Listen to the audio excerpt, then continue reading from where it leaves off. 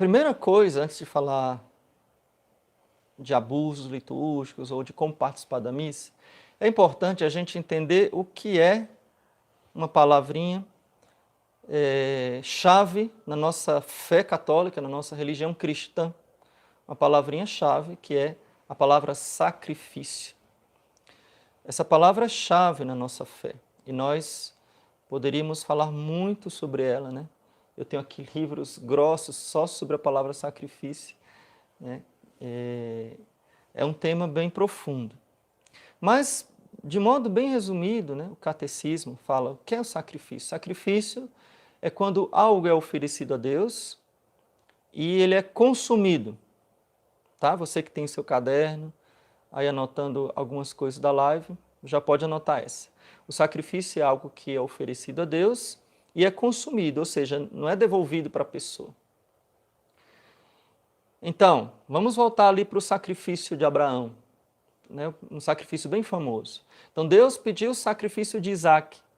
Abraão leva Isaac ao Monte Moriá, e por isso que Abraão é o pai da fé, né? Abraão acreditou em Deus de forma assim estupenda, né? Inimaginável. Então, Abraão leva o seu filhinho Isaac, adolescente, que ele amava mais que tudo, o filho da promessa, onde Deus tinha prometido que ele seria pai de um povo e de repente a única esperança dele ser pai de um povo era o filho. Deus pediu o sacrifício. Então, quando no Antigo Testamento o povo de Deus ouvia a palavra sacrifício, é consumação, destruição. Abraão leva Isaac ao Monte Moriá e amarra Isaac, faz um altar de pedra, coloca lenha, amarra Isaac, coloca Isaac em cima da lenha, pega o cutelo, levanta a mão e quando ele ia baixando a mão, Deus mandou ele parar e disse, não, eu estava só provando a sua fé. Que prova, hein? Que prova. Porém, veja que não é que Deus desistiu do sacrifício. Deus mostrou para Abraão um animal, né? Que estava preso pelos chifres, né? Lá, um bode, um carneiro, aliás. E Abraão pegou e sacrificou no lugar de Isaac o carneiro. Entenderam? Vocês entenderam até agora? Cordeiro, né? Ou seja, matou o animal, derramou o sangue, oferecendo aquela vida a Deus. Então, o sacrifício a palavra sacrifício está unida à consumação, à destruição.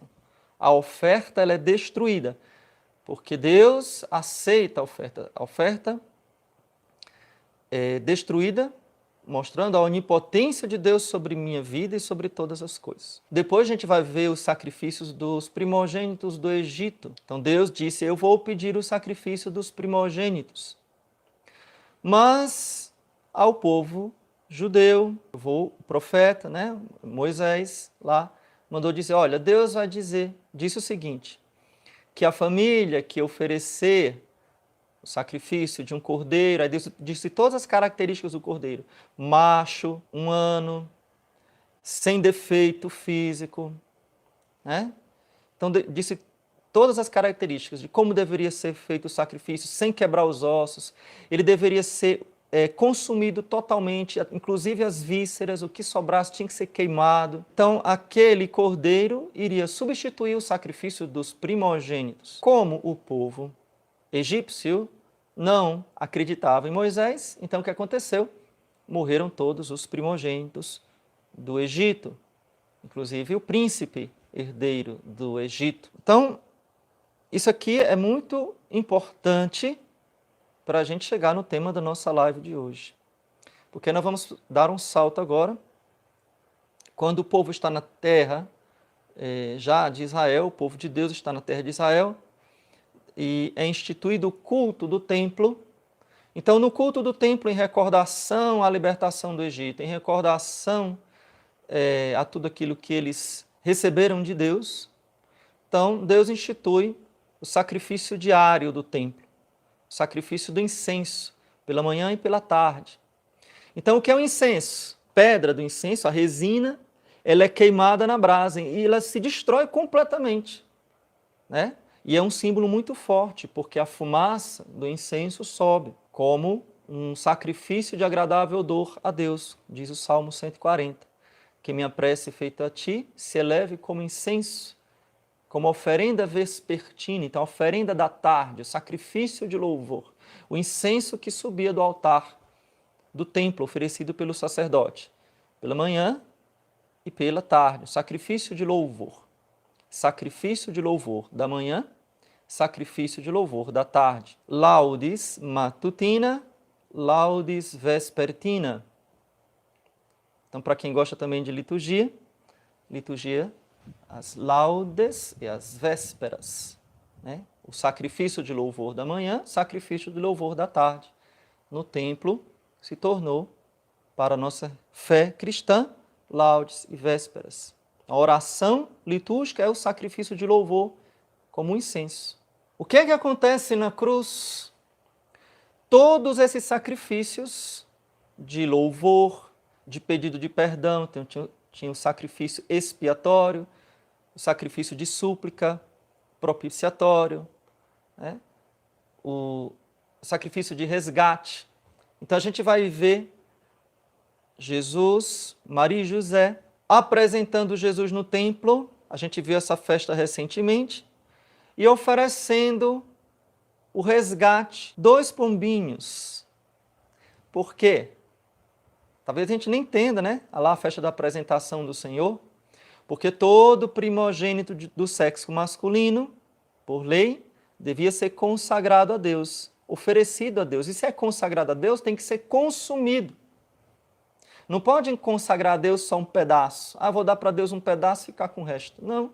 É consumido, é ofertado, é tudo. E aí, Deus faz a mesma coisa lá que tinha feito com Abraão. Para os primogênitos dos filhos de Israel, por exemplo, para a vaca, para o boi, para os frutos da terra, não, tinha que oferecer. Tinha que entregar no templo, tinha que ser consumido. Mas para as pessoas humanas, Deus trocava, permutava o sacrifício humano, que nunca foi aceito em Israel, era aceito nos povos pagãos, mas Deus resgatava, então tinha o resgate. E a pessoa oferecia uma res, né, um animal. Então, derramamento do sangue do animal. No caso, os pobres podiam oferecer 2 pombinhos, né, uma rola, 2 pombinhos, que foi o sacrifício de Maria e José, o resgate de Cristo. Aí nós chegamos na cruz.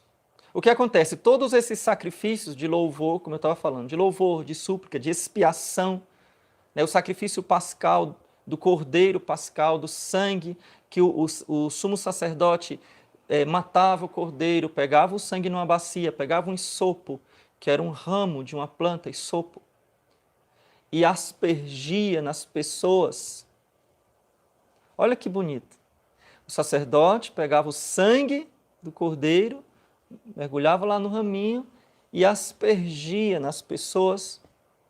Esse era o sacrifício de perdão dos pecados, de expiação.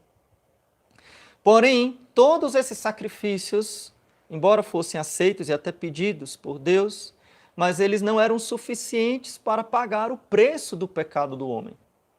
Eles podiam ser repetidos ao infinito, mas eles eram apenas um propedêutico, uma preparação para aquele sacrifício definitivo, aquele sacrifício que pagaria o preço do pecado do homem. Qual é o preço do pecado do homem? Qual é a dívida que o homem tinha? É uma dívida infinita, porque ele tinha ofendido o Altíssimo, que é infinito. Então, nenhum sacrifício humano, nem mesmo da própria vida do homem, seria capaz de aplacar a Deus pela dívida do nosso pecado. Então era necessário o sacrifício divino. Somente Deus se sacrificando poderia pagar a dívida do homem. Então, olha a permuta que eu falei, né? O carneiro no lugar de Isaac, né? Os animais no lugar dos primogênitos. E aqui é Deus no lugar do homem, o santo no lugar do pecador. Deus oferece o seu sacrifício. E como eu falei no início da live, sacrifício significa o quê? Consumação. Então precisa que a oferta seja consumida totalmente. E aí Jesus derrama todo o seu sangue, assim como o cordeiro lá pascal também tinha o seu sangue totalmente derramado e consumido. Então Jesus derrama todo o seu sangue na cruz por nós, né, por cada um de nós.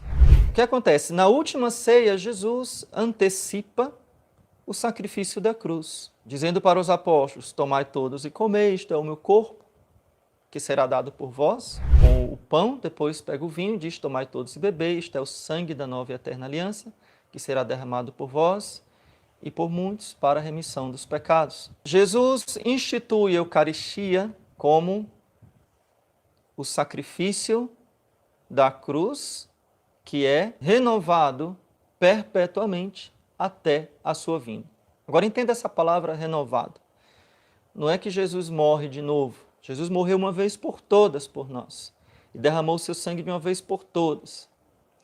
Mas este sacrifício, ele é atualizado, ou seja, ele se realiza de novo em cada Santa Missa, no tempo e no espaço. Ou seja, aquela cruz onde estava lá Maria, Maria Madalena, João, o discípulo amado, onde estavam lá os algozes, onde estava lá toda aquela cena que nós conhecemos. Então, nós estamos presentes e recebemos aquela graça, aquela mesma graça, não só de ver, mas de receber aquela graça do sacrifício de Cristo em cada Santa Missa, em que se oferece, mais uma vez, o corpo e o sangue de Cristo. Não mais um sacrifício cruento, ou seja, doloroso, mas sob a aparência do pão e do vinho. Nas espécies do pão e do vinho está presente, de fato, realmente, o corpo, o sangue, a alma e a divindade do nosso Senhor Jesus Cristo. De forma que a Eucaristia é o corpo de Cristo. É de verdade, como Jesus falou no Evangelho, e os protestantes não querem aceitar o Evangelho, né? Vou abrir um parênteses aqui, né? Protestante é a raça que menos aceita a Bíblia. Menos aceita, né?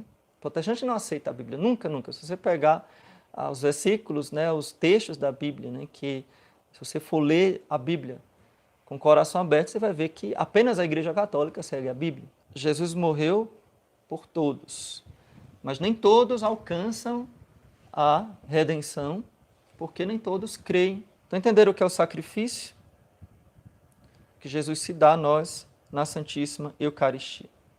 Então, o que é que acontece na missa? Na missa acontece 4 coisas, e são essas 4 coisas que nós fazemos na Santa Missa. Primeiro, a Santa Missa é um culto de honra a Deus. Nós adoramos a Deus. É a perfeita adoração a Deus é na Santa Missa. Em nenhum outro lugar. Você pode gritar, esgoelar. Você pode dançar, pular, rodar, fazer o que você quiser. Se prostrar.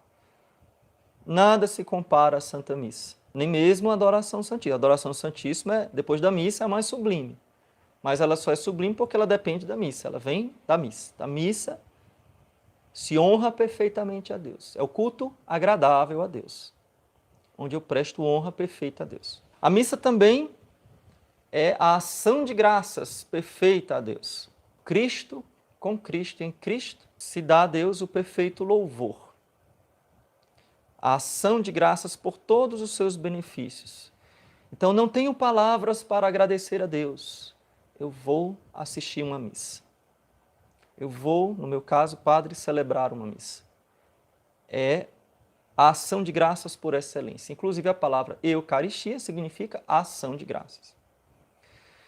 Terceiro ponto, a missa serve também para aplacar a Deus. Como eu falei, o preço do nosso pecado é pago por Cristo na cruz. Então, a missa, ela é, de modo mais sublime, mais profundo, um sacrifício de expiação para a salvação da humanidade, para a salvação do mundo, para o perdão dos nossos pecados. A missa, ela é para o perdão dos nossos pecados. Por isso que nós aplicamos a missa pelas almas do purgatório, para que os frutos daquela Santa Missa possam perdoar os pecados dos que já morreram. Os pecados veniais, obviamente, porque os pecados mortais não têm perdão depois da morte, né? Depois da morte. Então, a missa dá a devida justificação a Deus, né? Faz o sufrágio das almas.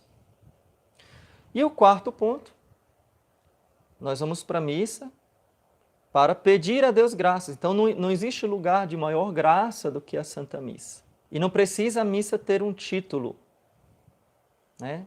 Missa de... Olha, se você fala missa de, você já está errado. Missa, ponto. Missa de. Missa de o quê? Missa de nada. Missa. Santo sacrifício da missa. Santa missa. Missa de. Não tem missa de, tá? É só missa. Missa. É suficiente. Não precisa enfeitar. Não precisa colocar adjetivos ao que é perfeito. É redundante. A missa é para todos. Não se adapta ao gosto, não se adapta ao público. A homilia do padre, sim. A pregação do padre, sim. Então, se eu tiver numa Santa Missa de primeira Eucaristia, eu vou falar para as crianças, de modo particular. Se eu tiver numa Santa Missa de um retiro de jovens, eu vou falar para os jovens. Se eu tiver numa Santa Missa para num hospital, num asilo, eu vou falar para os idosos, eu vou falar para os doentes. Mas é a única coisa que muda, né? A missa não se adapta ao gosto do público, porque ela não é feita para agradar as pessoas. A missa é feita para agradar a Deus, e somente a Deus.